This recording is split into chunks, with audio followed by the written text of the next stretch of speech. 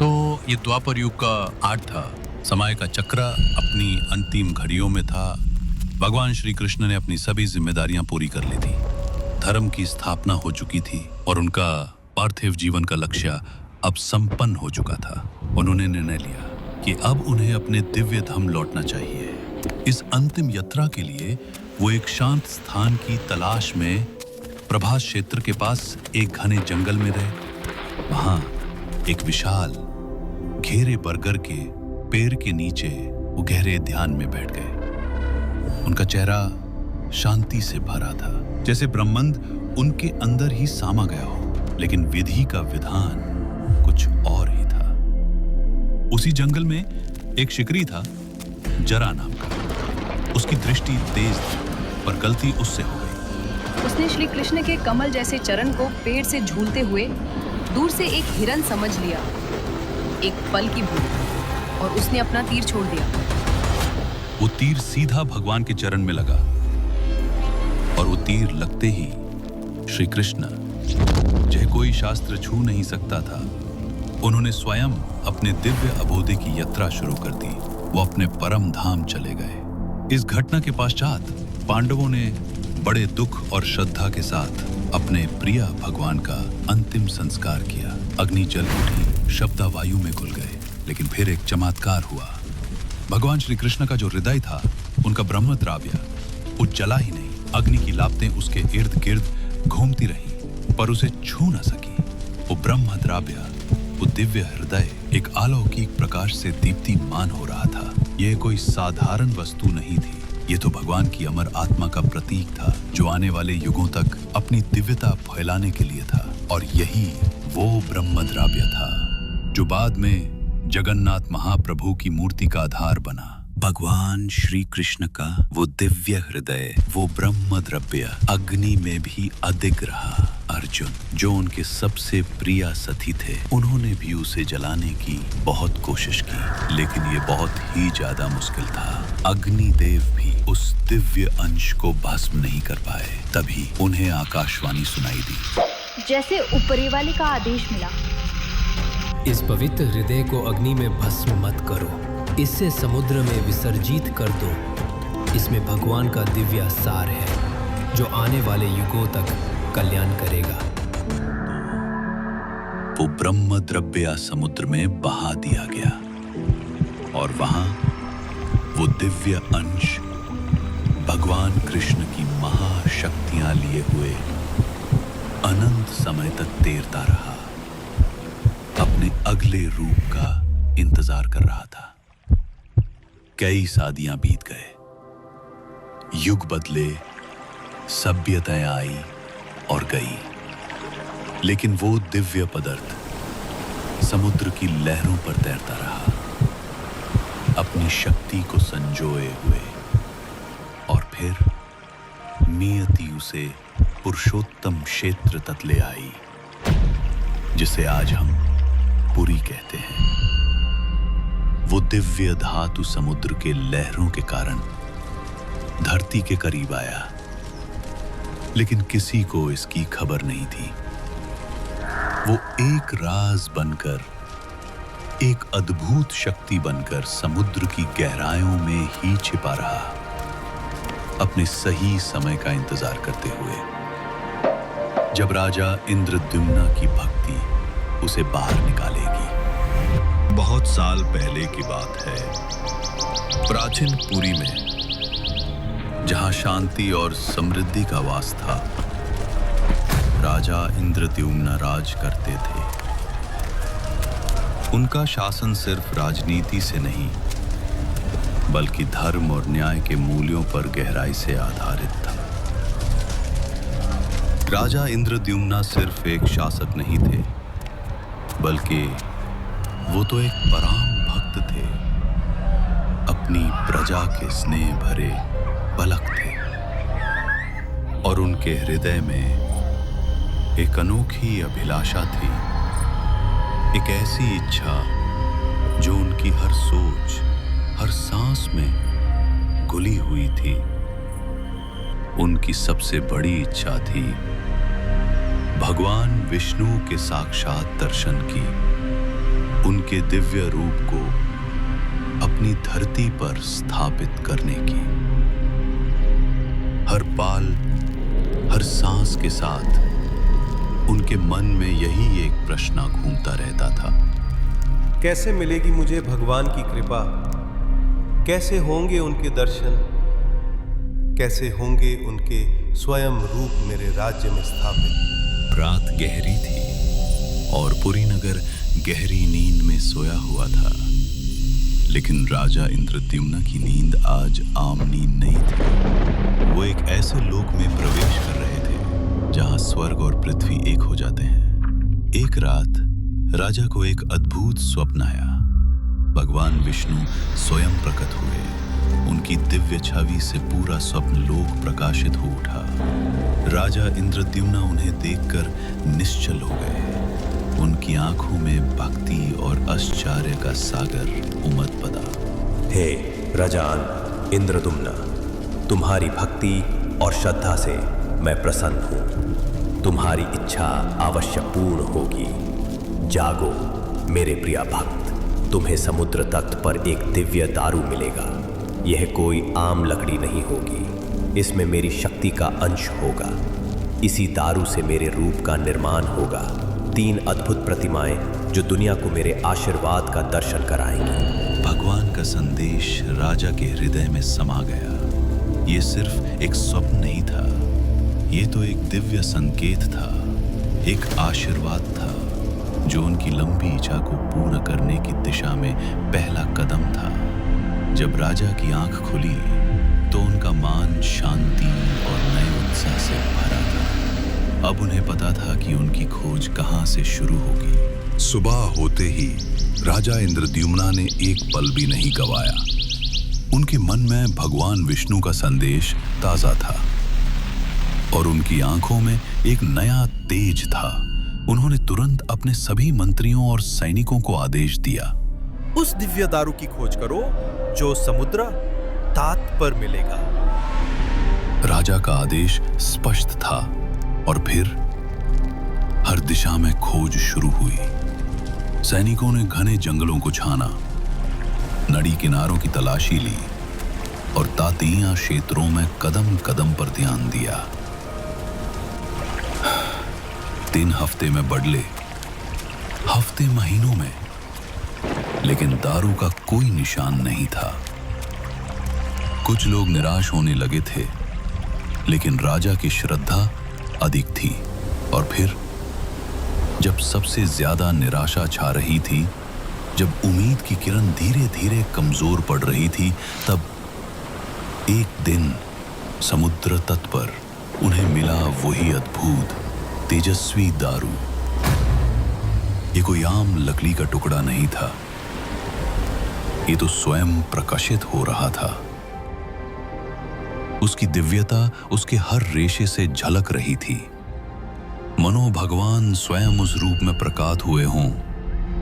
वही दारू जिसके लिए राजा इंद्रद्युम्न ने इतनी लंबी खोज की थी, अब उनके सामने था, एक साक्षात दिव्या चमत्कार। क्षण भर में ही ये खबर तेजी से पूरे पुरी में फैल गई। हर दिशा से लोग दौड़े चले आए उस अद्भुत दृश्य को देखने जिसे राजा इंद्रद्युम्न ने स्वप्न में देखा था। और जब राजा स्वयं उस दारू के सामने पहुंचे, राजा इंद्रद्युम्न की आंखों में आनंद के आंसू थे। उनका हृदय भक्ति और कृतज्ञता से भर उठा। ये सिर्फ एक लकड़ी का टुकड़ा नहीं था उनके लिए, ये भगवान का साक्षात आशीर्वाद था, उनके सपनों का साकार होना था। ये वही दिव्य दारू था जिसका उन्हें स्वप्न में दर्शन हुआ था, वही अद्भुत दारू जिसके लिए उन्होंने इतनी कठिन खोज की थी, जिसके लिए उनकी प्रजा ने इतना परिश्रम किया था। भगवान ने उनकी प्रार्थना सुन ली थी। लोग झूम के झूम आने लगे दारू के दर्शन करने, उसकी महिमा गाने। उनकी आंखों में भी आश्चर्य और भक्ति थी। कोई हाथ जोड़कर प्रणाम कर रहा था, कोई जमीन पर लेटकर दारू को नमन कर रहा था। भक्ति के गीत और स्तुतियां वातावरण में गूंजने लगती हैं। पूरी नगर आज एक दिव्य चमत्कार का साक्षी बन गया था। दारू के रूप में भगवान ने अपने भक्तों को अपना साक्षात आशीर्वाद दिया था। अब अगला कदम था इस दिव्य दारू को मंदिर तक ले जाना और भगवान के रूप को स्थापित करना, जैसा कि स्वप्न में आदेश हुआ था। उस दिव्य दारू को बड़े ही सम्मान और उत्साह के साथ समुद्र तट से उठाकर नए मंदिर के नजदीक एक पवित्र निर्माण स्थल पर लाया गया।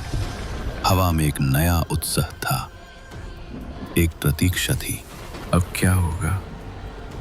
कैसे ये अद्भुत दारू भगवान का रूप लेगा?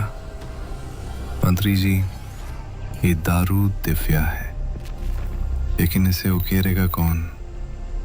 कौन इतना निपुण शिल्पकार है जो भगवान के इस रूप को इस दारू से निकाल सके? महाराज, हमने सबसे बड़े शिल्पकारों को बुलवाया है, पर किसी में इतनी शक्ति और दिव्य दृष्टि नहीं दिखती। राजा और उनकी प्रजा चिंतित थी, लेकिन तभी एक अद्भुत घटना घटी। एक वृद्ध शिल्पकार के रूप में भगवान विश्वकर्मा स्वयं आए, मानो स्वर्ग से उतर कर आए हों। उनके चेहरे पर ज्ञान और शांति का तेज था। विश्वकर्मा, जो स्वर्ग के महाशिल्पकार हैं, दारू ब्रह्मा से मूर्तियां बनाने के लिए राजी हो गए, लेकिन उनकी एक खास शर्त थी। उन्होंने कहा, मैं ये काम जरूर करूंगा, पर मेरी एक शर्त है। जब तक मैं इन मूर्तियों को पूरा नहीं कर लेता, मुझे पूरी तरह से अकेला रहना होगा। कोई भी किसी भी हालत में मेरी कार्यशाला का दरवाजा नहीं खोलेगा जब तक मैं खुद बाहर आकर ये ना कहूं कि काम पूरा हो गया है। विश्वकर्मा ने आगे बताया कि उन्हें यह अद्भुत काम पूरा करने में 21 दिन लगेंगे।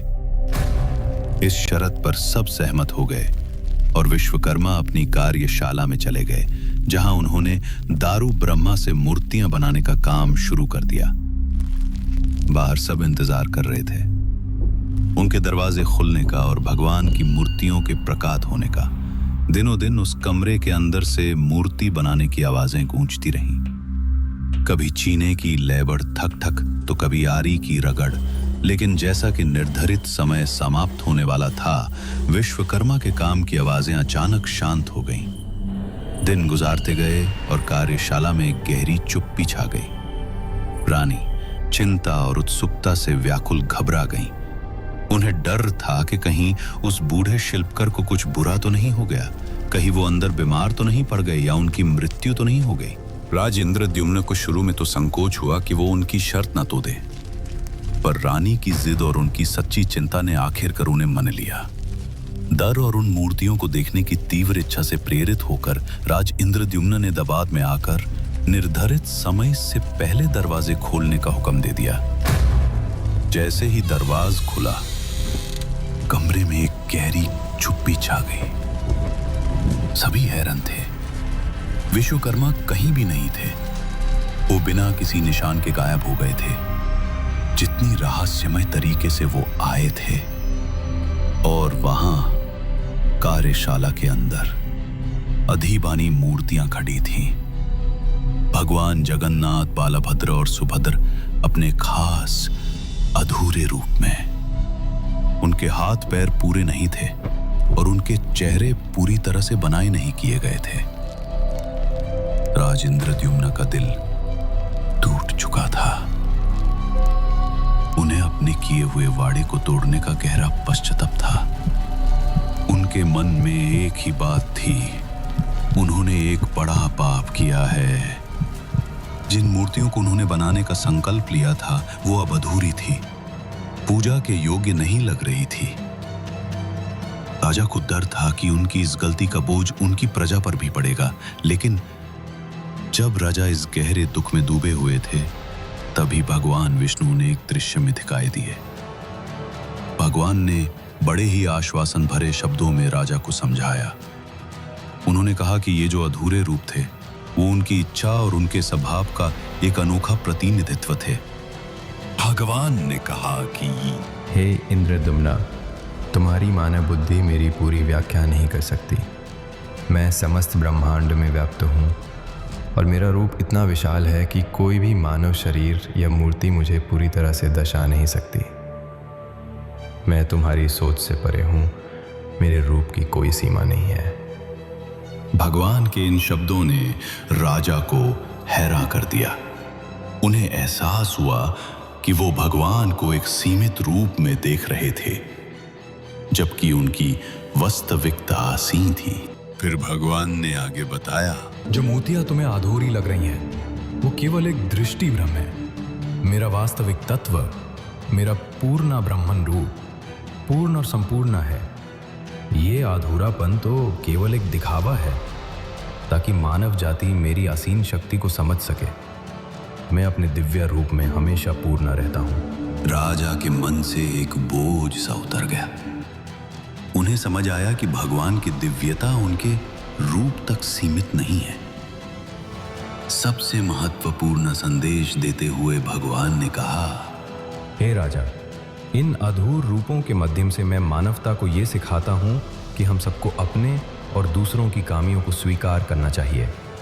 तुम्हारी तरह ही हर मानव में कुछ न कुछ अधूरापन होता है, कुछ खामियां होती हैं, लेकिन मेरी कृपा इन सब सीमाओं को पार कर जाती है। मैं सबको उनकी खामियों के साथ भी अपनाता हूँ। मेरी भक्ति में कोई दोष नहीं होता, सिर्फ प्रेम होता है। भगवान के इन वचनों को सुनकर राजा इंद्रद्युम्ना की आंखों में आंसू आ गए। उनका सारा डर, सारी चिंता एक पल में गायब हो गई। उन्हें समझ आया कि उनकी अधूरी मूर्तियां असल में भगवान की दिव्य इच्छा का प्रतीक थी, जो मानव जाति को एक बहुत बड़ा संदेश देना चाहती थी। राजा ने भगवान को प्रणाम किया और उनके मन में अब केवल शांति और भक्ति थी। उन्हें एहसास हुआ कि भगवान की कृपा और उनका प्रेम हर अधूरेपन को पूरा कर देता है। अब राजा इंद्रद्युम्ना एक नए दृष्टिकोण के साथ अपने राज्य में लौट आए। उनका चेहरा संतुष्टि से चमक रहा था और उनका हृदय भगवान के ज्ञान से भर चुका था। इसलिए साल में एक बार बड़ी धूमधाम से रथ यात्रा मनाया जाता है और इस वक्त पुरी का नजारा देखने लायक होता है।